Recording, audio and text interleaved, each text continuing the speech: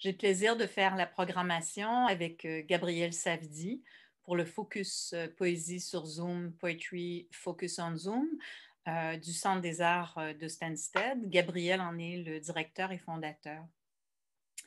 Par ce Focus Poésie, on a le bonheur de présenter des lectures de poètes francophones et anglophones afin d'entendre une pluralité de voix. Aujourd'hui, nous écouterons Louise Dupré et Rodney Saint-Éloi, que je remercie chaleureusement pour avoir accepté mon invitation. Louise Dupré est née à Sherbrooke, et où elle a grandi et fait des études universitaires en littérature avant d'arriver à Montréal et y demeurer. Mais elle est toujours très attachée à sa région natale, les cantons de l'Est.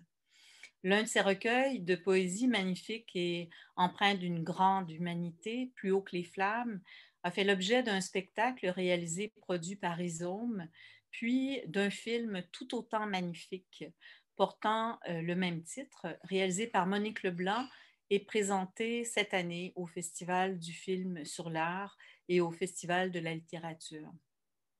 Rodney Saint-Éloi, grand bâtisseur, a développé une maison d'édition essentielle à la compréhension des mondes pluriels. Il a ouvert grand les portes aux écrivains autochtones et de la diversité qui compose le monde réel dans lequel nous vivons. C'est un poète écrivain à la voix unique. Dans son amitié avec Louise Dupré, il a réalisé un livre, Moi tombé, moi levé, en écho à Plus haut que les flammes. Je laisse la parole à Sonia Patnaud, l'animatrice, qui vous les présentera plus avant. Bonjour tout le monde. Il y a un logo, mais il y a moi quelque part ici. Mais voilà, bonjour. Bon samedi à vous toutes et à vous tous. Ça me fait plaisir de vous revoir, de vous re-rencontrer, pour certains pour la deuxième, troisième fois. Mon nom est Sonia Patnaud et je vais être votre animatrice aujourd'hui et je vais aussi modérer l'arrivée des nouveaux invités et tout et tout. Et Diane, je vais te demander juste pour te dire, voilà. Ah, OK. Alors, notre événement est enregistré et se retrouvera sur la chaîne YouTube du Centre des Arts de Stansted dans quelques heures après notre visite aujourd'hui. Je vous invite à suivre la page Facebook du Centre des Arts Stansted pour connaître les prochaines lectures. Et si Facebook, ce n'est pas pour vous, bien, vous pouvez toujours m'écrire. J'ai mis mon adresse courriel dans le clavardage du côté. Comme ça, bien, je pourrai vous envoyer des invitations si vous le souhaitez. Alors, sans plus tarder, je vous présente un peu plus de façon approfondie nos invités d'aujourd'hui, à commencer par M. Rodney Saint-Éloi. Donc, il est poète, écrivain, essayiste, éditeur, né à Cavaillon, en Haïti. M. Saint-Éloi est l'auteur d'une quinzaine de livres de poésie, dont Je suis la fille du baobab brûlé en 2015, finaliste au prix des libraires et finaliste au prix du gouverneur général. Jacques Roche, je t'écris cette lettre en 2013, finaliste du prix du gouverneur général. Il est aussi l'auteur de l'essai Passion Haïti chez Septentrion en 2016. Le prestigieux prix Charles Biddle lui a été décerné en 2012. Il a été reçu en 2015 à l'Académie des lettres du Québec et en 2019 à l'Ordre des arts et lettres du Québec. Il dirige la maison d'édition Mémoire d'Encrier qu'il a fondée en 2003 et il paraît chez Québec Amérique en octobre 2020, juste récemment, son roman Quand il fait triste, Bertha chante. Il vit à Montréal. Notre première lectrice aujourd'hui sera Louise Dupré. Louise est poète, romancière, dramaturge, essayiste et elle a fait paraître une vingtaine de titres qui lui ont mérité de nombreuses distinctions, dont le prix de poésie du gouverneur général et le grand prix québécois du Festival international de poésie. Plus haut que... Oh, je ne suis pas sur la bonne ligne. Voilà, de poésie, pardon. Parmi ces derniers titres, mentionnons les recueils de poésie Plus haut que les flammes et La main hantée aux éditions du Norrois et éditions Bruno Doucet. Carnet ocre et rose aux ateliers Desnoyers, ainsi que les romans L'album multicolore et Théo à jamais chez Héliotrope. Elle est membre de l'Académie des lettres du Québec et de l'Ordre du Canada. Alors, sans plus tarder, je vous donne la place, Louise Dupré et Rodney Saint-Éloi.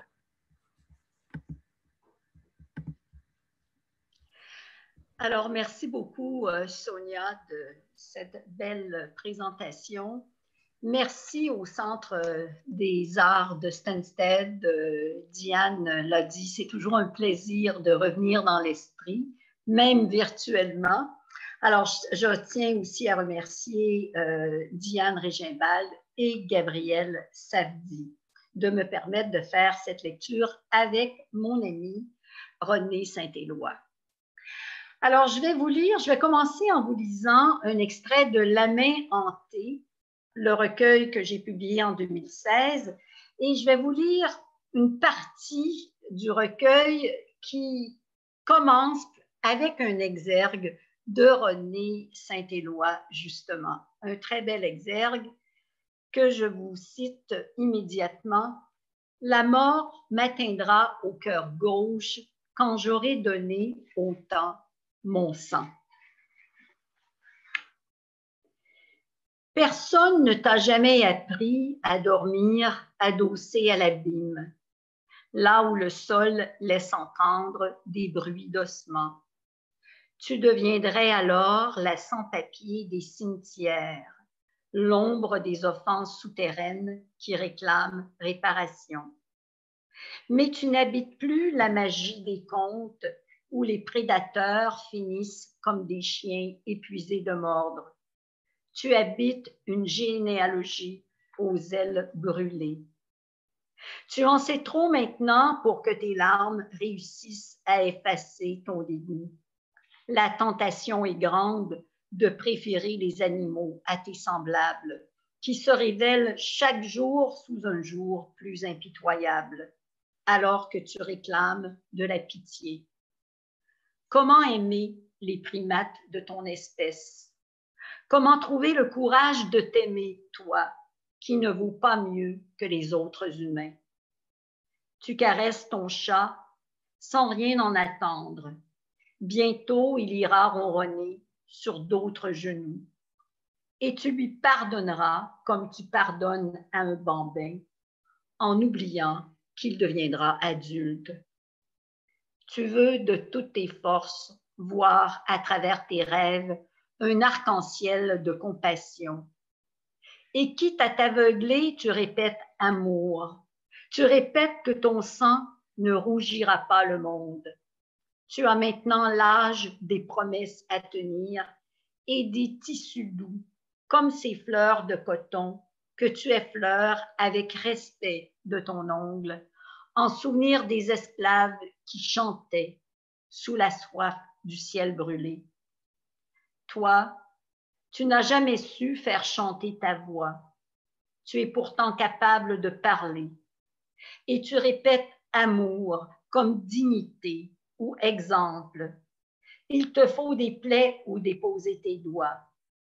Ta foi se résume à l'histoire bien visible des blessures infligées à des hommes et des femmes de toutes les volontés. L'histoire est une pandémie dont le virus ne cessera jamais de muer. Mais tu veux continuer à planter ton crayon dans le bras qui brandit le fouet ou le fusil. Tu continueras à jouer à l'infirmière des causes incurables, comme quand tu étais l'enfant des combats que tu pouvais gagner. C'est si fragile, continuer.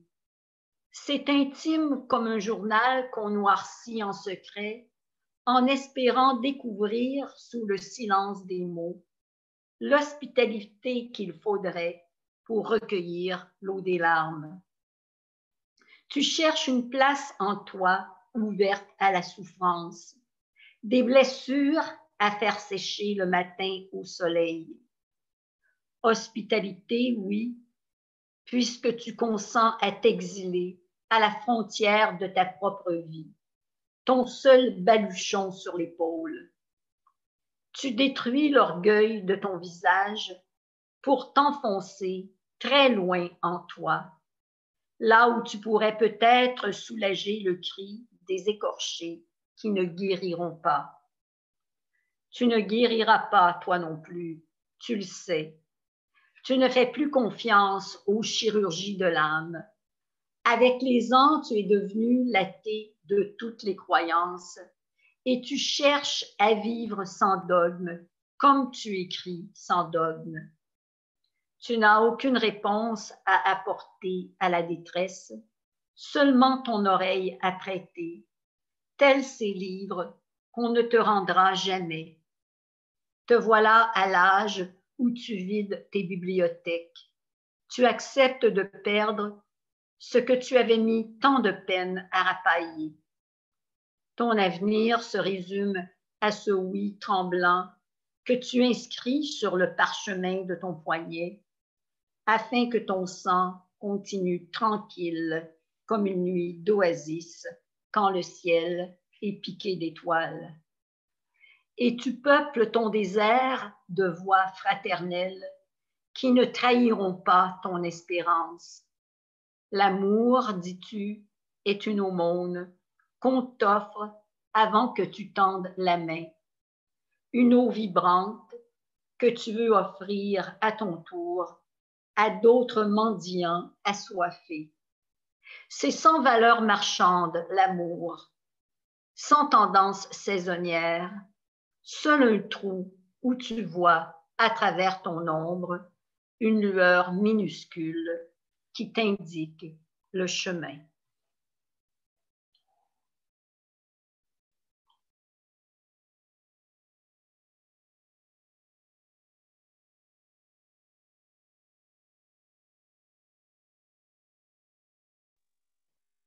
Très beau, très très beau. Je continuerai. Et puis, je voudrais vous dire que les remerciements que Louise Dupré a fait, en fait, me concernent aussi. Je les partage et je continuerai le poème. C'est un extrait de J'avais une ville d'eau, de terre et d'arc-en-ciel heureux qui avait été publié à Port-au-Prince en 1999 à l'occasion du 250e anniversaire de la ville de Port-au-Prince. Condamnée à tisser l'errance, ville d'eau, araignée de tendre coulées, Port-au-Prince, légende aux pieds poudrés, qui font de tous les maux du monde une grande bac de hasard. Ville saxifrage, 1000 pattes, pays en solde, 3 pour 5, abécédaire de la négraille, de la mulâtraille, du m'as-tu vu, du en veux-tu, en voilà. Ville, mur aboli, mer soleil à partager comme pain du jour. La ville imaginée, orcade, pressentie, morte, vivante, à contrario rebelle dans sa léthargie, comme in abstentia. Détruire en allée avec les ruines, comme une fleur de bougainvillée. Je fus. Enfant, j'avais des mots couleur mouillée et j'inventais la pluie au crayon de cire. Beau temps pour les palmiers, rose rouge à tout soleil. Nuance verte, la symphonie agouée. Il y a au détour de moi la mer en ré majeur qui rit de mes dérives. Je fus prince de ce royaume en temps de chien errant. Dire transparence, toutes les bougies s'allument dans les regards des rues. Les enfants y ont grandi comme des baobabs, avec la sève du vivre. Mon corps, dans le corps de la ville, fut si grand qu'il n'y eut ni arbre ni écorce.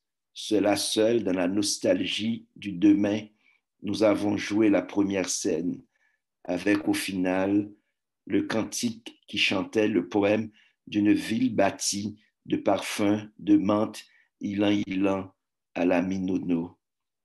À l'envers de l'image, il y a planté en moi et hors moi cette ville mirage où chacun vend à crédit la soupe du matin.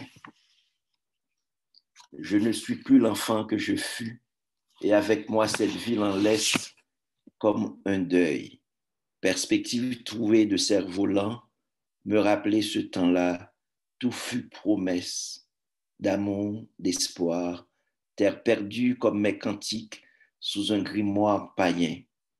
À quel dessein cette écriture sans nom et sans histoire? Mieux vaut s'asseoir à califourchon dans le poème, comme sur la galerie parfumée des tentes, regardant monter les mots, comme la voix au champ de Mars, avec leurs mots dedans, la crise du palais et le pissa des casernes. Au bout de quelle voie, au bout de quelle nuit. Le monde est venu comme ça, le monde est venu comme ça à moi, sans exégèse ni porte-voix, un matin doux et une grimace petite bourgeoise dans ce poème qui braille comme la ville. Ma ville est morte, c'est peut-être hier. Elle, l'étrangère que je connais à peine, m'a téléphoné de sa prison et m'a dit 3 mots, comme l'annonce d'une tragédie. Ville, morte, soudaine. Je ne me rappelle pas du tout, sinon le claquement de cette voix à l'autre bout étouffée. J'en suis gêné de ne pouvoir vous dire la date exacte.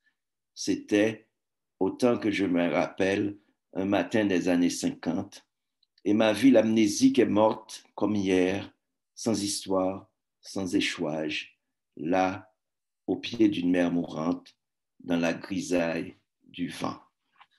Je terminerai en lisant un petit poème et, sur Port-au-Prince, dans Récitatif au pays des hommes. Toute ville est un récitatif. J'apprends du verbe apprendre le bon usage des rues, les paysages de silence, les plages de l'extase, l'amitié des lauriers, l'élégance de l'oiseau-mouche, l'allaitement des ibis. J'apprends par exemple que la mer est un immense gâteau bleu. Les soirs d'orage, quand les nuages font la gueule, les femmes couchent côté est pour aider le soleil à se lever. Merci.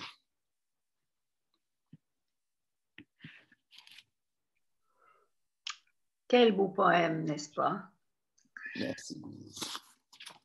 Alors, je vais enchaîner avec la lecture plusieurs poèmes d'un tout petit recueil qui s'intitule Rose, qui est paru aux éditions L'Atelier des Noyers, maison d'édition dirigée par Claire Delbar, dans une collection de carnets de couleurs, en même temps qu'un recueil de Denise Deshôtels qui s'intitule L'heure violette et d'un recueil de Diane Régimbal qui s'intitule Cœur d'orange. Alors, on revient aux roses. Rose comme la vie, quand elle veut croire aux mots d'amour, parler tout bas, le temps d'une mélodie que tu fredonnes, un sourire dans la voix.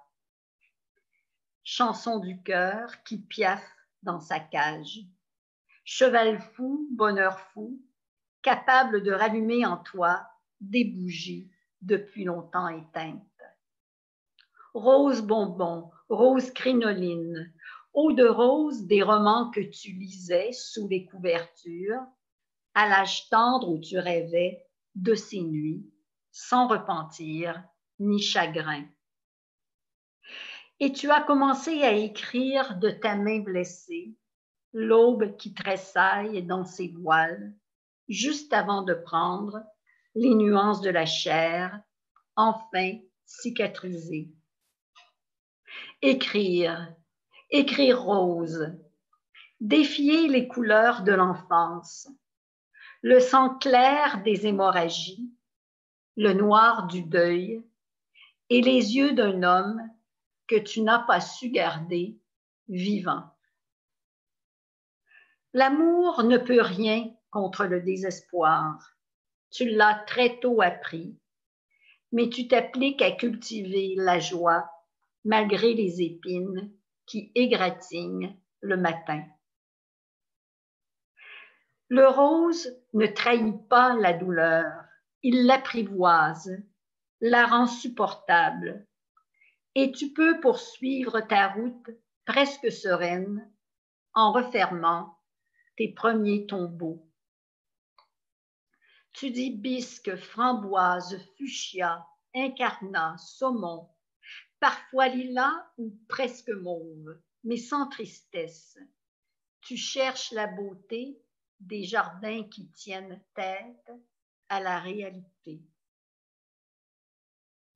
Le rose, tu le dérobes à l'été que tu dissimules en toi pour le soustraire au vent de novembre. Tu appartiens à la généalogie des femmes qui n'ont jamais renoncé. Certains jours, tu te cognes contre l'opacité de ciel sans fenêtre et tu restes là, immobile, jusqu'à ce que tu découvres une rosace de lumière à contempler. Écrire rose, charité bien ordonnée qui commence dans les plis du mot douceur. Quand le ciel largue sa charge de détresse sur tes épaules, comme sur tous les humains. Ce que tu appelles la foi, c'est la bouteille que tu remplis le matin de pétales glanés çà et là avant de la lancer dans le fleuve, minuscule victoire sur la nuit.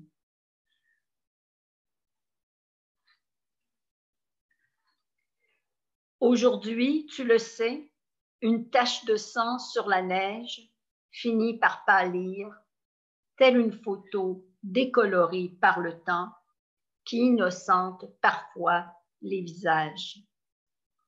Car l'espérance se révèle en demi-teinte, comme l'âme des roses. Il suffit d'enfoncer tes doigts dans le sol et le printemps t'appelle depuis ses racines les plus secrètes.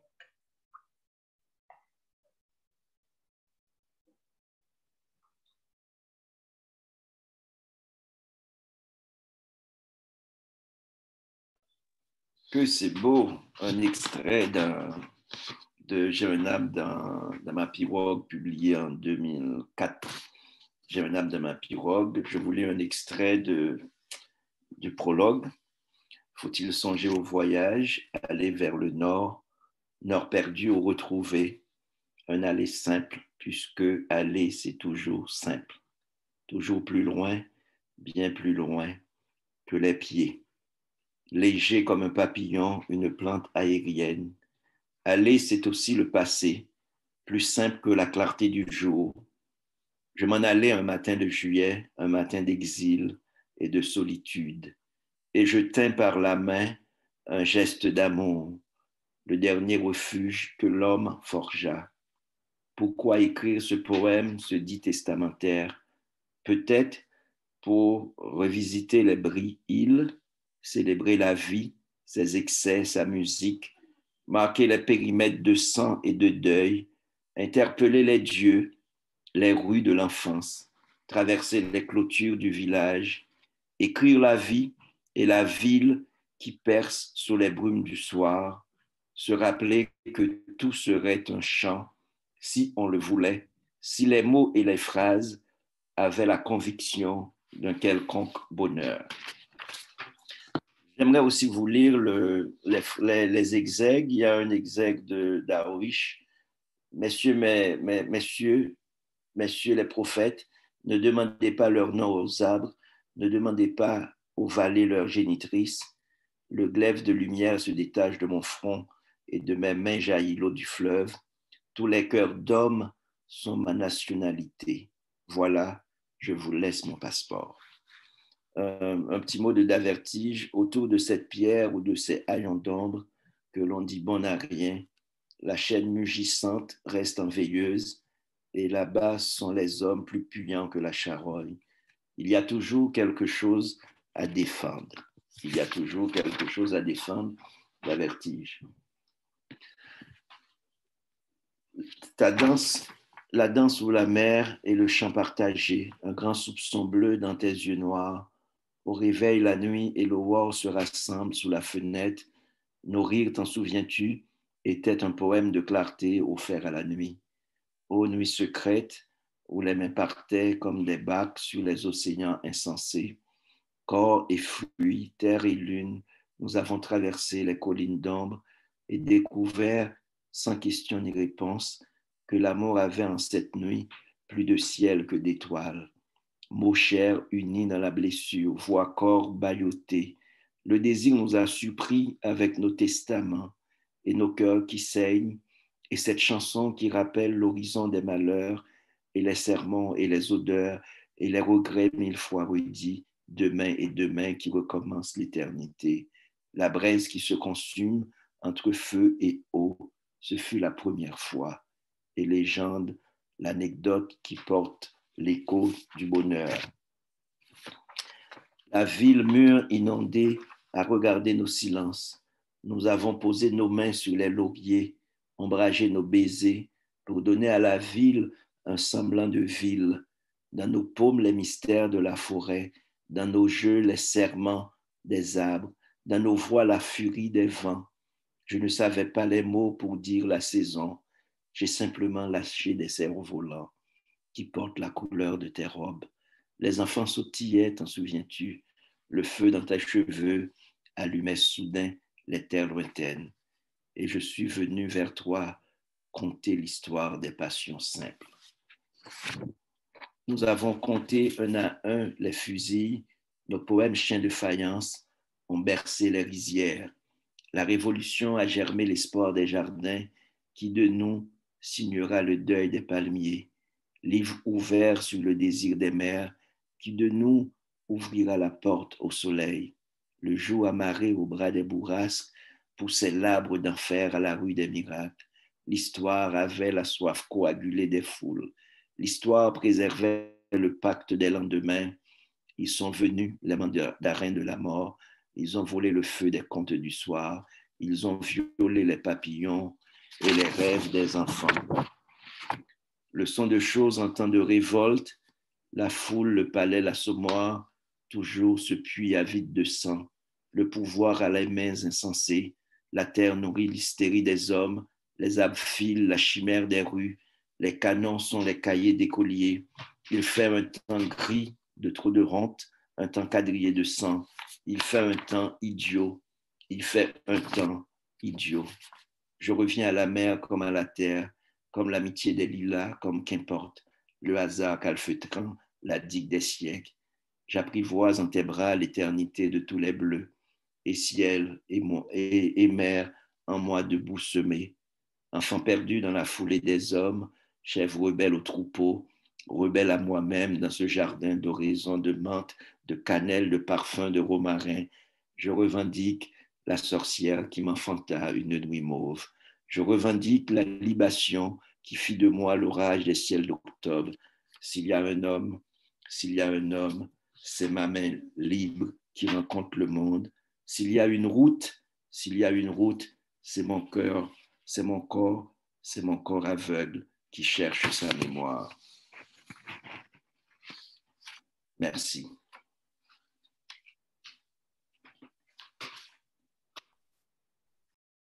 Merci pour ce très beau poème de mémoire qui m'inspire beaucoup.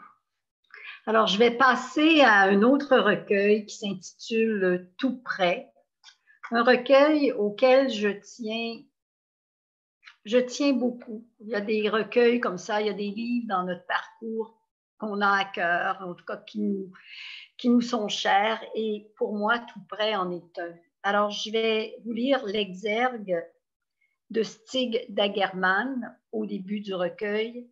Personne n'a le droit d'exiger de la mer qu'elle porte tous les bateaux ou du vent qui gonfle perpétuellement toutes les voiles. Alors, les poèmes que je vais lire sont de la dernière suite qui s'intitule « Poème Liberté » et je l'ai écrite à la suite d'un voyage en Sicile où j'ai visité beaucoup d'églises, de cloîtres, de synagogues et puis de mosquées. L'humble feu des cierges qui éclairent les femmes, à genoux, tache sombre devant l'autel. Elles soupirent. On devine qu'elles formulent quelques demandes pour la maison ou la moisson, pour les enfants de leurs enfants. Prières écrasées par l'inquiétude, à ras de mots, sans vertige ni mystère. Mais aucune présence ne se révèle. Leur murmure s'enroule sur lui-même comme un ruban. On souhaiterait un chant. On souhaiterait entendre des voix coupées de leur destin. Un instant, On pense à la grâce avec la nostalgie des incroyants. À peine remarque-t-on les iris en bouquet qui s'étirent dans leur vase, tels des vulves de jeunes filles aux ardeurs déjà pleines. À peine voit-on les angelots joufflus décocher leurs flèches pour nous séduire. Nous, les voyageurs, enivrés par les herbes fraîchement tombées sous les couteaux que déposent les faucheurs le soir au pied de l'agonisant. Car nous ne sommes pas seuls à désespérer des gestes que nous accomplissons sans comprendre, et cette pensée nous console. Nous ne sommes pas seuls à répéter les cercles dans lesquels nous nous enlisons. Écrire. Ce jardin de guerre-lasse où nous signons nos pas. Nous avons tant désespéré du chant des sirènes que nous avons définitivement tourné le dos à la mer. Il y a toujours un cloître, heureusement, pour nous accueillir, avec des plantes au nom latin semblables à des psaumes, lente provocation jetée à la face des vainqueurs quand, dans leur exubérance, ils crient trop haut pour se repentir, si haut que l'obscurité se sépare de la lumière, qu'on ne voit plus son âme s'assoupir de l'autre côté du noir. On le sait, la ville ne donne pas de blé, pas de cuir, aucun courage accroché à la ceinture, que de petits rêves dans les prunelles et des arbres qu'on s'obstine à planter devant les maisons pour apprendre à distinguer les formes qui piaillent dans les feuillages. On dit tourterelles, étourneaux, pinsons, on les montre du doigt. On veut que le moindre cri devienne azur et chant. On veut des volets à nos fenêtres, des coups d'aile qui nous emportent loin, très loin, dans le bleu d'un ciel inépuisable. Une voix, une seule voix qui pleure tout près, et nous revient à la mémoire la détresse du monde. Rejetés le long du corps tels des doigts dénudés, incapables de cacher les yeux, d'essuyer la joue.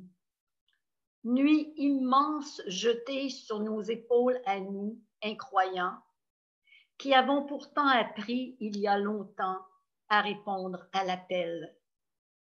Et l'on apporte nos fragilités et quelques psaumes pour voir à nouveau des rires sur les lèvres, et nos filles plus robustes que des croix. On ouvre les bras, oui, poème, liberté, minuscule, consolation.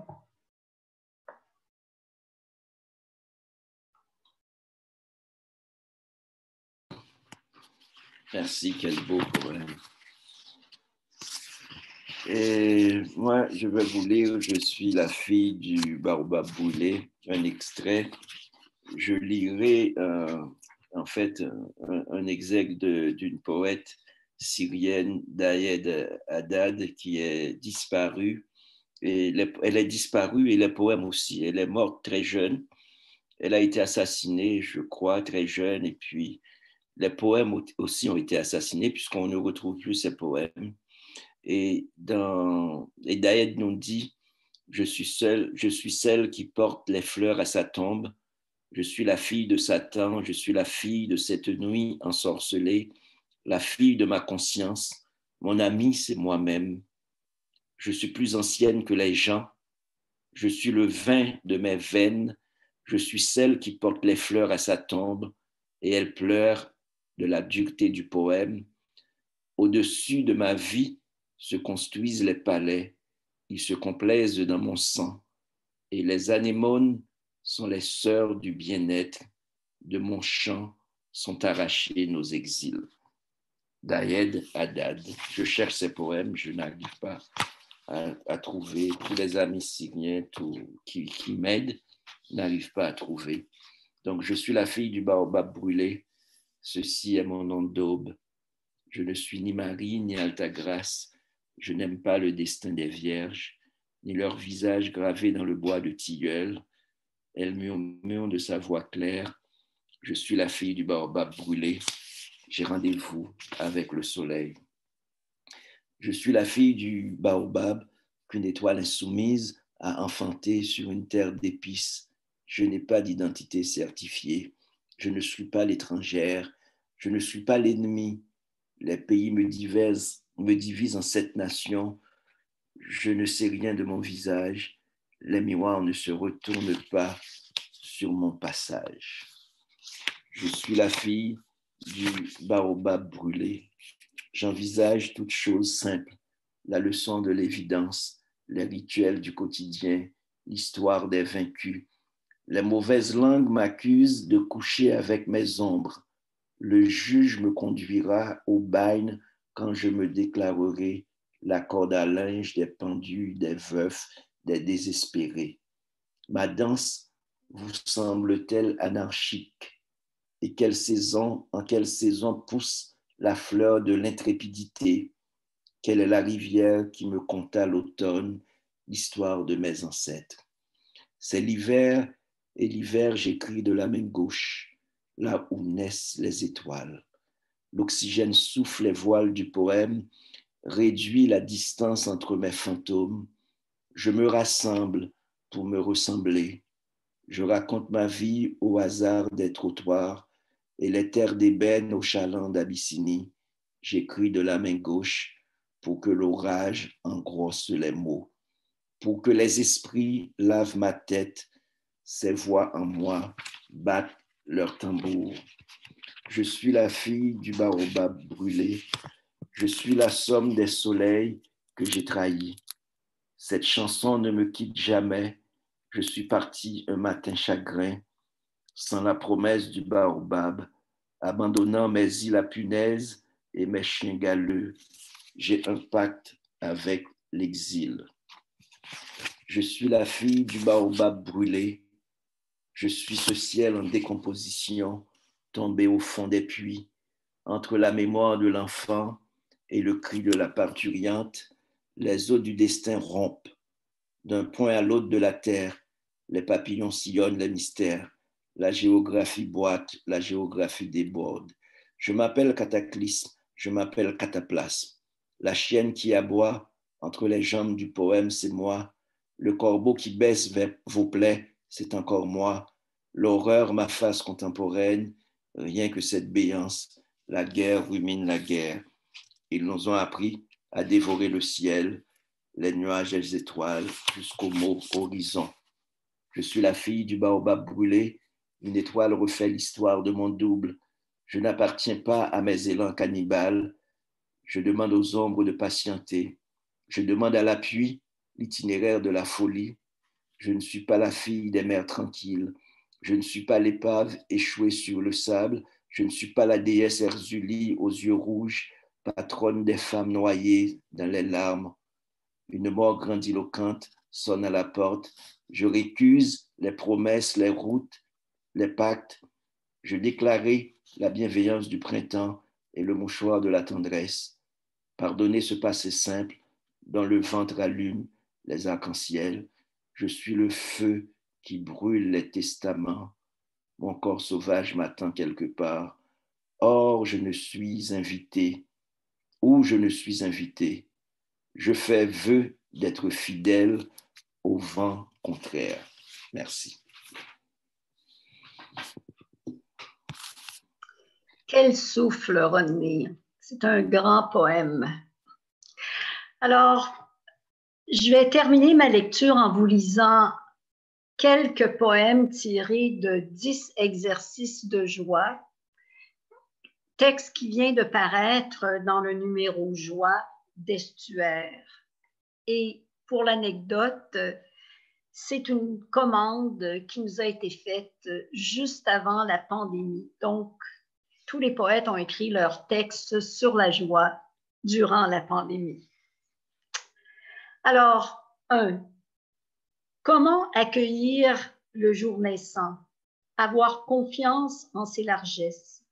Comment faire face au naufrage du monde?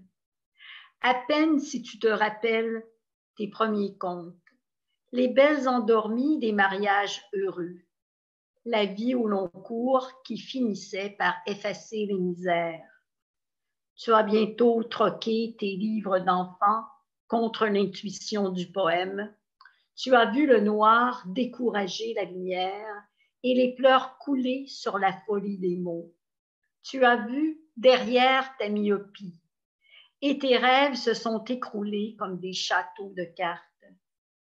Tu ne t'es pas demandé combien de temps on peut marcher à côté d'une joie qui n'est pas à soi.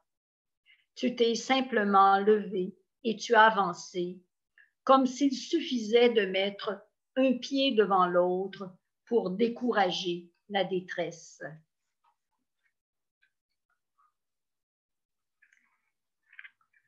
Quatre. Tu souhaiterais comprendre l'envers du monde, les théories insensées qu'on prend pour des fables, surfer sur le cycle des saisons, découvrir les bruits cachés de la mer. Depuis peu, tu collectionnes les objets en voie de disparaître, coraux, eau claire, clémence, car tu ne sais pas encore tout de l'instinct qu'il faut pour durer. C'est simple, dit-on, c'est une route qui ne mène nulle part. On n'a qu'à aller et à revenir sur ses pas, puis on repart. On montre moins de passion, mais on repart.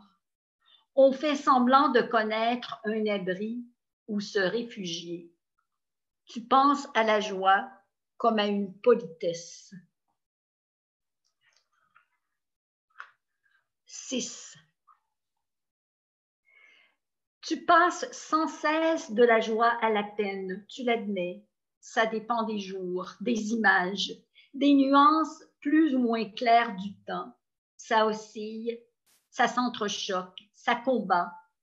Souvent, ça te tue et il te faut ressusciter. C'est ce qu'on appelle le courage. Chaque fois, prendre ton cadavre par les épaules, le mettre debout et le réprimander. Devenir à la fois ta mère et ton enfant, sans savoir qui parle en toi quand tu parles, qui écrit quand tu écris. Tu continues à taper ces pages qui ne font avancer aucune cause.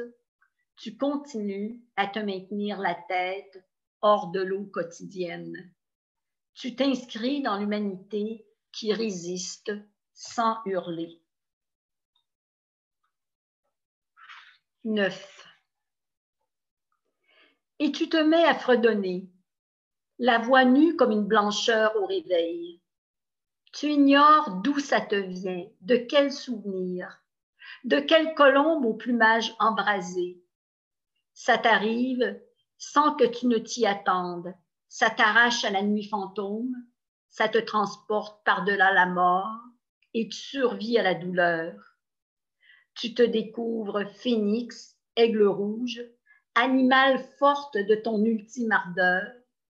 Te voilà prête à soigner tous les orchestres du monde. Tu te surprends à retrouver tes anciens élans. Tu redeviens une jeune fille aux mains lisses et tu revêts une robe de mariée. Tu te penses encore capable de dire oui. Tu en as soudain la volonté. Tu n'appelles plus au secours. 10. Car la joie en beauté, la joie en harmonie. Tu voudrais bien réussir à la fixer dans l'angoisse du poème, mais sitôt capturée, elle se brise et il ne t'en reste que quelques éclats. Et pourtant, tu les ramasses, tu les recolles un à un. Très tôt, tu as appris à ne rien gaspiller. Tu as connu les fins de mois impossibles, la pénurie des amours, la pénurie des mots, les nuits qui avalent la voix. Tu n'as plus honte de ta pauvreté, ce n'est pas une faute. Tu as cessé de désirer ce que tu n'obtiendras jamais.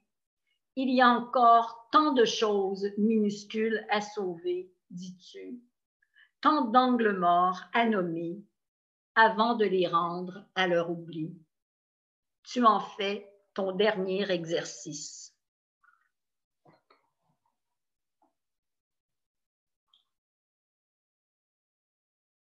Merci, merci Louise. Quel hymne à la joie. Merci. Et je termine moi avec et nous ne trahirons pas le poème. Donc,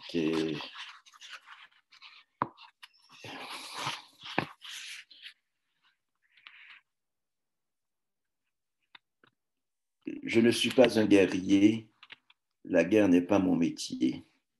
Je ramasse mes visages, fais le tour de la maison pour ancrer le souvenir. Le piroguier avance, ondule mes sens, eau profonde, je saute Caïman, Mandorville, me réveille forêt, marron, j'habite infini, la nuit, les métamorphoses.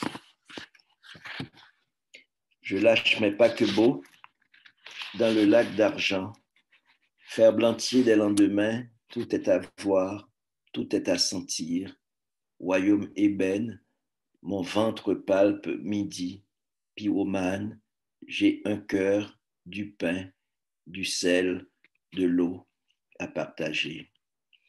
D'où viens-tu? Qui est ton père? Qui est ta mère? As-tu trahi l'enfance? As-tu amadoué les orages?